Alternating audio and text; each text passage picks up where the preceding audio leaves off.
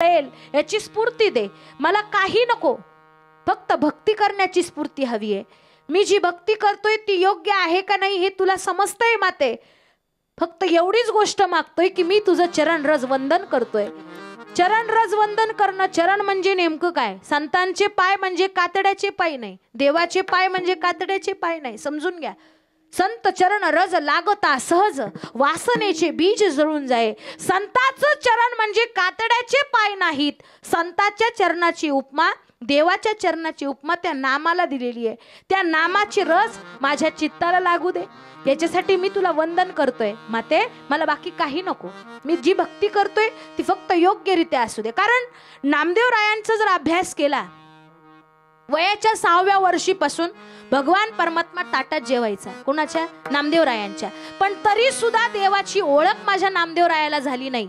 समजून घ्या, वयाच्या 6व्या वर्षीपासून भगवान परमात्म्याला जीव घालणं, नवे नवे ताटात देव जेवायचा, पण तरी सुद्धा देवाची ओळख झाली नाही.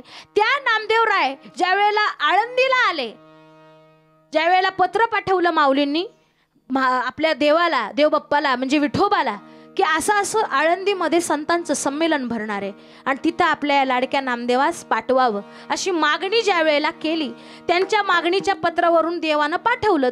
नामदेव महाराज जात नव्हते, पण तरी पाठवलं, बळजुबरी करून जबरदस्तीनं पाठवलं. आले आळंदीमध्ये. आळंदीमध्ये आल्यावर मग झालं काय?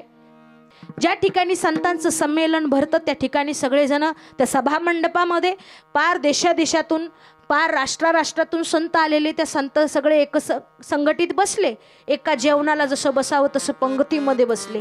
ज्येष्ठ संत गोरोबा काका यांच्या हातामध्ये थापटणं नावाची वस्तू दिली. मडकं चेक करण्यासाठी जी वस्तू वापरली जाते तिला थापटणं म्हणतात. हे थापटणं दिलं आणि बसवलं सगळ्यांना. चिंतनाला बसवलं, नाम साधनेला बसवलं आणि सगळ्याच्या टाळूवर या 10व्या दरवाजावर हे थापटणं मारायला सुरुवात केली गोरोबा काकांनी. त्यावेळेला भक्ती कितपर्यंत पोचली ही सुद्धा चेक केली जायची. नामदेव रायांच्या पर्यंत हे आलं. आता त्यांना गुरुच नाही, गुरुचा प्रसाद नाही, गुरुचं तत्व माहित नाही, बसणार काय? सगळ्यांचं चिंतन कसं आहे तसं बसले आणि जेव्हा टाळूवर थापटणं पडलं त्यावेळेला मात्र चक्कर आली. डोळे पांढरे केले, तोंडाला फेस आला, चक्कर आली. आता काय करावं? तेवढ्यात हळूच मुक्ताबाई गोरोबा काकांच्या कानात म्हणते, काका हे मडकं अजून कच्चं आहे बरं, ह्याला भाजावं लागन. एवढा शब्द ऐकला, मडकं कच्चं आहे भाजावं लागन, तसं धोत्राचा कासरा पकडला आणि पंढरपूर गाठलं.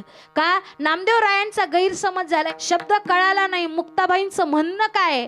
मला गुरुची आवश्यकता है, नामा कच्चा बे कच्चा क्योंकि नहीं गुरु का बच्चा. गुरु का बच्चा नाही म्हणून नामदेव राय कच्चे आहेत ही त्यांना म्हणायचं होतं, पण यांना तात्पर्य कळालं नाही. मला चुलीत घालतात का काय असं वाटलं, म्हणून तिथून पळाले. नामदेव राय देवाकडे आले, गाभाऱ्यात आले आणि देवाला भांडू लागले. काय भांडतात? काय देवा, कशाला पाठवलं तू? अरे तुला मला मारायचं होतं, तुझ्या जवळ मारायचंच ना. इथं प्राण मागितला असता तर इथं देहत्याग केला असता, तू एवढ्या लांब का पाठवलंस? त्यांचं ते बोलणं ऐकून, तो संवाद ऐकून देव गालातल्या गालात खुदू हसत होता.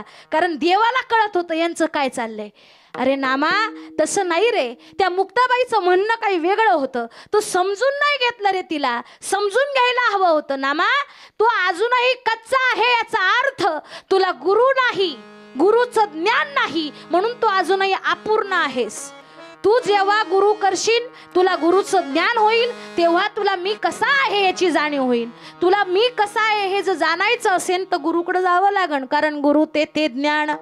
ज्ञानी आत्मदर्शन, दर्शनी समाधान अति जैसे. गुरु पाहिजे तेव्हा ज्ञान मिळतं, गुरु नाही ज्ञान नाही. ज्याने गुरु नाही केला त्याचा जन्म वाया गेला. गुरु नाही, जीवनामध्ये आयुष्य वायाला जाणार, म्हणून गुरु करावाच लागण.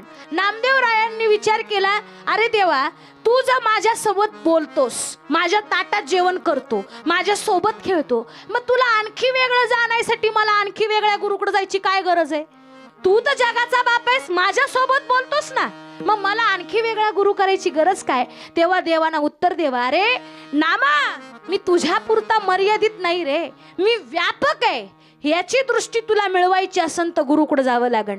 तुला मी सांगतोय म्हणून गुरु कर, बाकी काही नाही. तेव्हा देवाचं ऐकून ठरवलं नामदेवरायानं गुरु करायचं. म्हणले कुठं जाऊ? जा म्हणले हिंगोली जिल्ह्यामध्ये औंढ्या नागनाथाला, तिथं तुला विसोबा खेचर नावाची गुरु भेटतील. जा म्हटल्यावर आता ते कुठंतरी चित्र तयार होतं. देव मला गुरुकडे पाठवतोय म्हणलं, देव गुरु मोठा असेल, जरा 2-4 भले मोठे 2-4 हजार शिष्य असतील, चांगला आश्रम असेल, असं कुठंतरी चित्र निर्माण झालं नामदेवरायाच्या. तो आश्रम बघत बघत बघत बघत हिंगोली जिल्ह्यामध्ये आले, औंढ्या नागनाथ गावी आले. त्या ठिकाणी पुरातन काळातलं नागनाथाचं मंदिर होतं. हे दृष्टीस पडलं. तसं चला कुठेतरी दर्शनाला जाऊ म्हणून ही वासना झाली, अंतकरणामध्ये भाव झाला आणि गेले नामदेवराय त्या औंढ्या नागनाथाच्या दर्शनाला गेले. मंदिरात शिरले, पण पिंडीवर पाय ठेवून एक 80 वर्षाचे वयोवृद्ध बाबा बसले होते. त्या बाबांना नामदेवराय म्हणतात, ओ बाबा, पिंडीवर पाय ठेवून बसले तो तुम्ही जर असे पाय ठेवले तर आम्ही दर्शन कशाचं घ्यायचं? थोडेसे पाय बाजूला करा ना. नामदेवरायांचा चेहरा विसोबा खेचरांनी पाहिला आणि ओळखलं, हे पंढरपूरहून पाठवलेलं माझ्या देवानं हे नामदेवराय आहेत. ओळखलं आणि हास्य मुद्रा केली आणि विचारलं, तुम्ही पंढरपूरहून आले ना? तुम्ही नामदेव महाराज ना? ओळखलं. आपल्याला एवढ्या लांबवर ओळखतात हे कुठंतरी अंतकरणाला बरं वाटलं. कुणाच्या? नामदेवरायांचा. चेहरा फुलला आणि तसं सांगितलं, हो म्हणले, मी पंढरपूरहून आलो, पण बाबा अहो तुम्ही पाय ठेवून बसलेत. काय करू महाराज, माझ्या पायामध्ये अवसान नाही हो, माझ्यामध्ये तेवढं अवसान नाही, माझे पाय उचलतील.